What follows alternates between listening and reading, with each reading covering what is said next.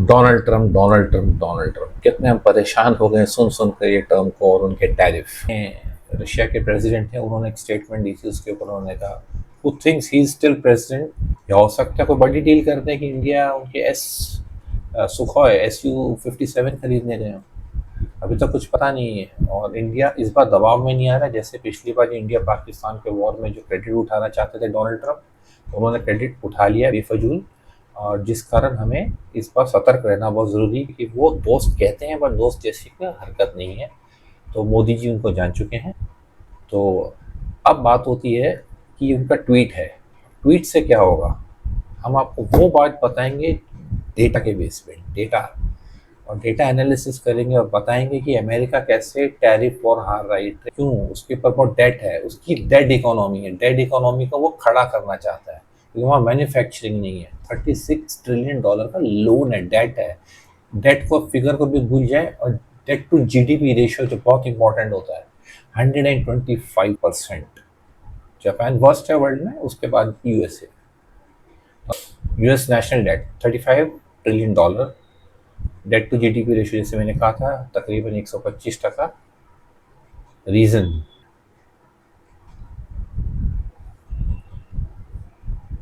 अब आते हैं हम टैरिफ फिगर्स पर। अब आते हैं हम असली मुद्दे पर। असली मुद्दा US ट्रेड वैल्यू, तब तक क्या मार खाएंगे US के सिटीजन्स। तो आज सबसे बड़ा संदेश यही है, जो भारत के देश की डेड इकोनॉमी समझ रहे थे उन्होंने कुछ आंकड़ों में गलती की है या इस देश की क्षमता को नहीं समझा है, बल्कि अपने ही ट्रेड टैरिफ की गेम में हारते हुए दिख रहे हैं डोनाल्ड ट्रंप। ना भारत रुका, ना भारत झुका। तो दोस्तों, वक्त है कि अपनी सोच बदलने का। भारत अब जवाब नहीं देता है, वो अभी दिशा तय करता है। Donald Trump Donald Trump Donald Trump कितने हम परेशान हो गए सुन सुन कर ये टर्म को और उनके टैरिफ। कभी 50 दिन का अल्टीमेटम, कभी 1 अगस्त, कभी 10%, कभी 25%, कभी चाइना पर लगाए 100%, कभी करे 35% पे। ये क्या चल रहा है, टैरिफ चल रहा है या मजाक चल रहा है। इस दुनिया में उन्होंने क्या रखा है, तहलका मचा रखा है और अपने ही लोगों को परेशान कर रखा है। ये है डोनाल्ड ट्रंप। जरा हम स्टडी करते हैं बिना टाइम वेस्ट करे, जरा स्क्रीन पर आते हैं, देखते हैं डोनाल्ड ट्रंप का tweet. I don't care what India does with Russia. They can take their dead economies down together for all I care. और मेन बातें पढ़ते हैं। Likewise, Russia and the US do almost no business together. हाँ, Russia और USA के बीच में trade negligible है, ना के बराबर। इंडिया का भी ट्रेड समझो $80 बिलियन के आसपास है।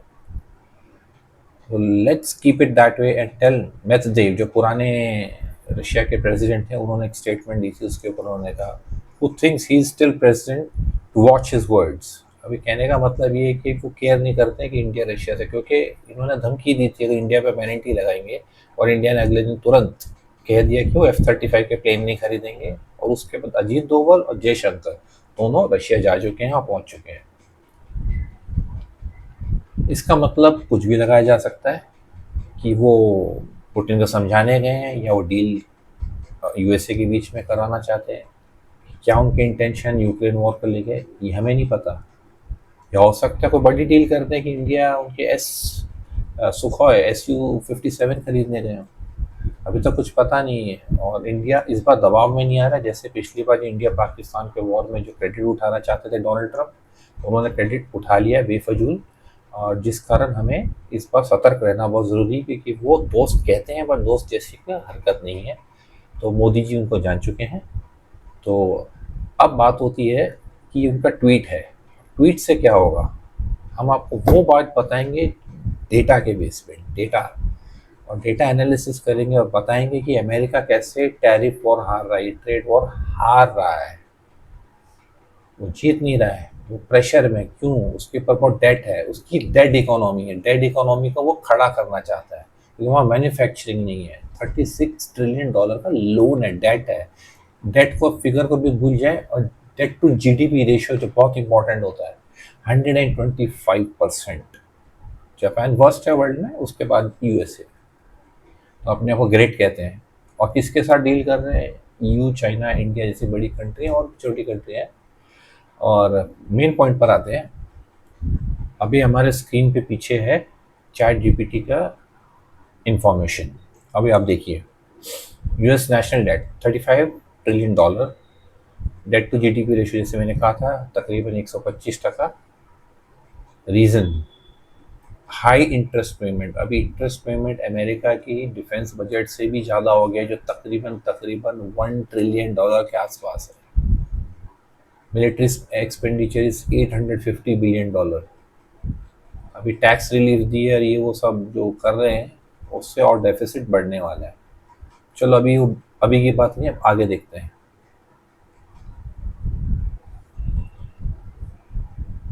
यूएस ट्रेड डेफिसिट का हम डेटा देख रहे हैं अभी हम स्क्रीन पर। एनुअल ट्रेड डेफिसिट 2024 के हिसाब से $775 बिलियन, जिसमें सबसे बड़ा आता है इलेक्ट्रॉनिक, ऑयल, कंज्यूमर आइटम्स। ये सारी कंज्यूमर खरीदते हैं किससे? चाइना, मैक्सिको, जर्मनी और जापान। और मैं आपको एक और बात बता दूं, जापान ने आज अनाउंस कर दिया है वो झुकेंगे नहीं और वो एक बजट करेंगे इसके लिए, जो इसका इफेक्ट आएगा जापानीज इकोनॉमी पर। तो वो झुकने नहीं वाले हैं, पर इसके लिए एक वो कुशन बनाएंगे एक फंड का, कि इसका जो इम्पैक्ट आएगा तो उस हिसाब से वो अपनी कॉल लेंगे या मनी सप्लाई जापानीज मार्केट में बढ़ाएंगे। तो यही बात जापान की। और नेक्स्ट है, हम स्क्रीन पे देखते जाएंगे। A trade deficit isn't always bad, but long-term imbalance can hurt domestic industries. America की पॉइंट ऑफ व्यू, उनकी इंडस्ट्री को फर्क पड़ेगा।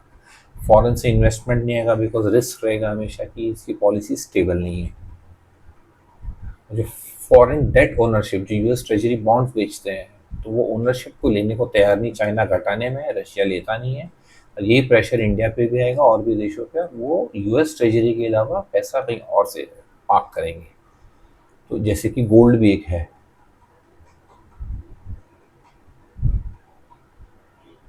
अब आते हैं हम टैरिफ फिगर्स पर।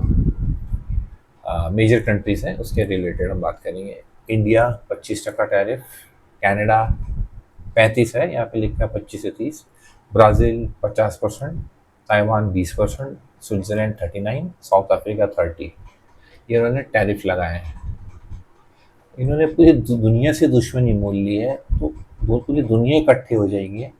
परंतु ईयू नहीं होगा, क्योंकि ईयू में 4.5 या 4.8% टैरिफ था, वो 15% पे मान गया, यानी वो लूजर रहे इस डील में।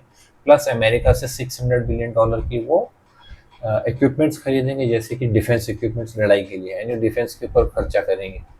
यानी कुल यूरोप ट्रेड टैरिफ और यूएसए से हार चुका है और झुक गया है, बाकी देश नहीं। जापान तो तैयार हो रहा है। अब आते हैं हम असली मुद्दे पर। असली मुद्दा, US trade values and deficits. China के साथ उनका टोटल ट्रेड और डेफिसिट दिखा रहे हैं 2024 के डेटा के हिसाब से $300 बिलियन। इंडिया के साथ $41 बिलियन, ये अमेरिका का ट्रेड डेफिसिट है। जर्मनी के साथ $76 billion, Japan $63 billion, south Korea $60 billion और कनाडा $55 बिलियन। ये डेफिसिट है। टोटल जो ये यूएस से चाइना के साथ इंपोर्ट और एक्सपोर्ट करता है, इंपोर्ट करता है 440 बिलियन, एक्सपोर्ट करता है 144 बिलियन। बहुत बड़ा गैप है। और आप देखो तो यहीं पे सारी गेम है, अगर आप समझो तो, जहाँ यूएसए मार खा रहा है चाइना के साथ, बहुत बड़ा ट्रेड डेफिसिट। अब आते हैं इंडिया पे।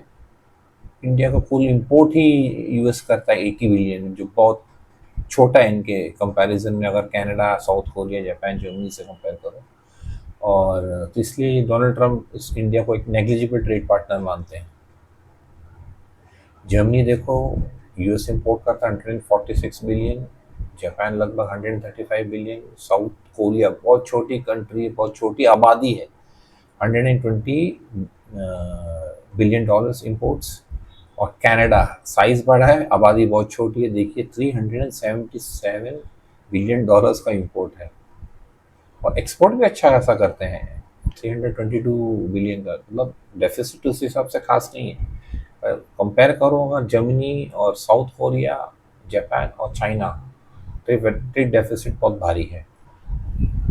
असली मुद्दे पर आते हैं अब, कि ट्रेड टैरिफ में होता क्या है, यूएसए इंपोर्ट टैरिफ लगाता है जो उसकी कंट्री में गुड्स बाहर देश से आते हैं, और वो टैरिफ भरता कौन है, यूएस के सिटीजन्स। इन्फ्लेशन कहाँ बढ़ेगा, यूएसए में।